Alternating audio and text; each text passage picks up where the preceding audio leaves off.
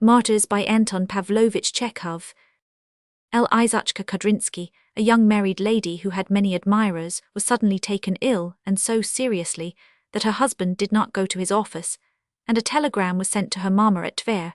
This is how she told the story of her illness. I went to Lyasno to Auntie's. I stayed there a week, and then I went with all the rest to cousin Varya's. Varya's husband is a surly brute, and a despot. I'd shoot a husband like that, but we had a very jolly time there to begin with. I took part in some private theatricals.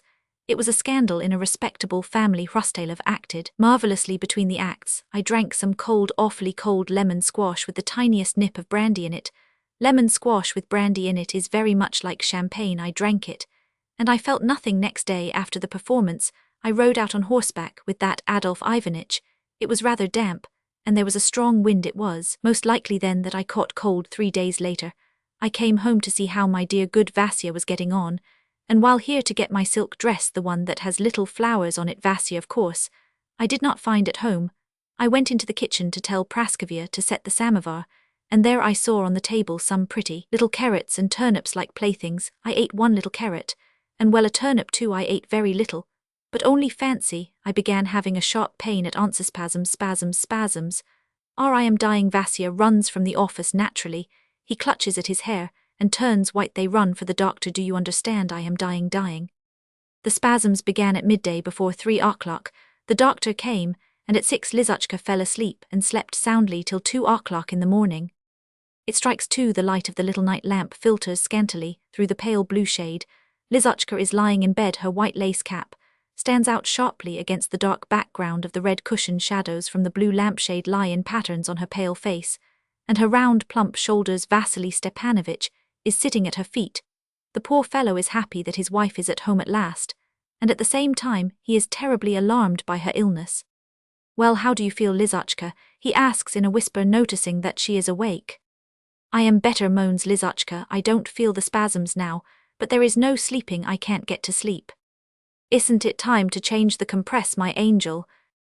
Lizachka sits up slowly with the expression of a martyr, and gracefully turns her head on one side. Vasily Stepanovich, with reverent or scarcely touching her hot body with his fingers, changes the compress. Lizachka shrinks, laughs at the cold water which tickles her, and lies down again. You are getting no sleep, poor boy, she moans. As though I could sleep. It's my nerves, Vasya. I am a very nervous woman. The doctor has prescribed for stomach trouble, but I feel that he doesn't understand my illness. It's nerves, and not the stomach. I swear that it is my nerves. There is only one thing I am afraid of, that my illness may take a bad turn. No, Lizachka, no, tomorrow you will be all right. Hardly likely. I am not afraid for myself. I don't care indeed. I shall be glad to die, but I am sorry for you. You'll be a widower, and left all alone. Vasichka rarely enjoys his wife's society, and has long been used to solitude, but Lizachka's words agitate him. Goodness knows what you are saying, little woman. Why these gloomy thoughts? Well, you will cry and grieve, and then you will get used to it. You'll even get married again. The husband clutches his head. There, I want. Lizachka soothes him. Only you ought to be prepared for anything. And all of a sudden I shall die, she thinks, shutting her eyes. And Lizachka draws a mental picture of her own death, how her mother, her husband, her cousin Varya, with her husband, her relations, the admirers of her talent press round her deathbed. As she whispers her last farewell, all are weeping. Then, when she is dead, they dress her, interestingly pale and dark-haired, in a pink dress. It suits her, and lay her in a very expensive coffin on gold legs full of flowers. There is a smell of incense. The candles splutter. Her husband never leaves the coffin, while the admirers of her talent cannot take their eyes off her, and say, as though living she is lovely in her coffin. The whole town is talking of the life cut short so prematurely. But now they are carrying her to the church. The bearers are Ivan Petrovich Adolf Ivanitch Varya's husband, Nikolay Semyonich, and the black-eyed student who had taught her to drink lemon squash with brandy. It's only a pity there's no music playing. After the burial service comes the leave-taking. The church is full of sobs. They bring the lid with tassels, and Lizachka is shut off from the light of day. Forever there is the sound of hammering nails. Knock, knock, knock. Lizachka shudders and opens her eyes. Vasya, are you here? She asks. I have such gloomy thoughts. Goodness, why am I so unlucky as not to sleep? Vasya, have pity, do tell me something. What shall I tell you? Something about love, Lizachka says languidly, or some anecdote about Jews.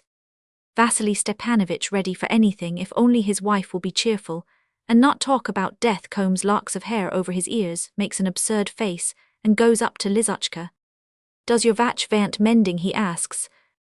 It does, giggles Lizotchka, and hands him her gold watch from the little table. Mend it. Vasya takes the watch, examines the mechanism for a long time, and wriggling and shrugging, says she cannot be mended in one wheel, 2 cogs are wanting. This is the whole performance. Lizotchka laughs and claps her hands. Capital, she exclaims, wonderful. Do you know, Vasya, it's awfully stupid of you not to take part in amateur theatricals. You have a remarkable talent. You are much better than Sisanov. There was an amateur called Sisanov who played with us in It's My Birthday, a first-class comic talent, only fancy a nose as thick as a parsnip, green eyes. And he walks like a crane. We all roared, stay, I will show you how he walks. Lizotchka springs out of bed and begins pacing about the floor barefooted and without her cap. A very good day to you, she says in a bass imitating a man's voice. Anything pretty, anything new under the moon, ha ha ha, she laughs. Ha ha ha, Vasya seconds her, and the young pair, roaring with laughter, forgetting the illness, chase one another about the room. The race ends in Vasya's catching his wife by her nightgown and eagerly showering kisses upon her. After one particularly passionate embrace, Lizotchka suddenly remembers that she is seriously Roman 99. What silliness, she says, making a serious face and covering herself with the quilt. I suppose you have forgotten that I am ill. Clever, I must say. Sorry, falters her husband in confusion. If my illness takes a bad turn, it will be your fault, not kind, not good. Lizotchka closes her eyes and is silent. Her former languor and expression of martyrdom return again.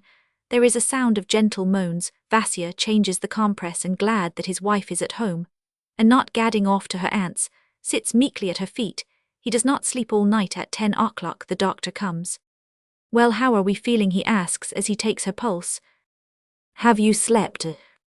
Badly, Lizotchka's husband answers for her, very badly.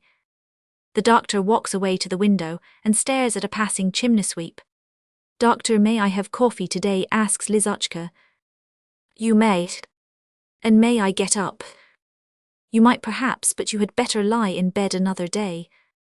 She is awfully depressed, Vasya whispers in his ear, such gloomy thoughts, such pessimism. I am dreadfully uneasy about her. The doctor sits down to the little table and, rubbing his forehead, prescribes bromide of potassium for Lizotchka, then makes his bow and, promising to look in again in the evening, departs. Vasya does not go to the office, but sits all day at his wife's feet. At midday the admirers of her talent arrive in a crowd. They are agitated and alarmed. They bring masses of flowers and French novels. Lizotchka, in a snow-white cap and a light dressing jacket, lies in bed with an enigmatic look, as though she did not believe in her own recovery. The admirers of her talent see her husband, but readily forgive his presence. They and he are united by one calamity at that bedside. At 6 o'clock in the evening, Lizotchka falls asleep and again sleeps till 2 o'clock in the morning. Vasya, as before, sits at her feet, struggles with drowsiness, changes, her compress plays at being a Jew, and in the morning, after a second night of suffering, Lisa is prinking before the looking-glass and putting on her hat. Wherever are you going, my dear? Asks Vasya with an imploring look at her. What, says Lizotchka in wonder, assuming a scared expression. Don't you know that there is a rehearsal today at Maria Lvovna's? After escorting her there, Vasya, having nothing to do to while away his boredom, takes his portfolio and goes to the office. His head aches so violently from his sleepless nights that his left eye shuts of itself and refuses to open. What's the matter with you, my good sir? His chief asks him. What is it? Vasya waves his hand and sits down. Don't ask me, your excellency, he says with a sigh. What I have suffered in these 2 days, what I have suffered. Lisa has been ill. Good heavens, cried his chief in alarm. Lizaveta Pavlovna, what is wrong with her? Vasily Stepanovich merely throws up his hands and raises his eyes to the ceiling, as though he would say, it's the will of Providence. Ah, my boy, I can sympathize with you with all my heart, sighs his chief, rolling his eyes. I've lost my wife, my dear. I understand that is a loss, it is a loss, it's awful, awful. I hope Lizaveta Pavlovna is better now. What doctor is attending her? Von Sturck. Von Sturck, but you would have been better to have called in Magnus or Semendritsky. But how very pale your face is, you are ill yourself. This is awful. Yes, your excellency, I haven't slept. What I have suffered, what I have been through.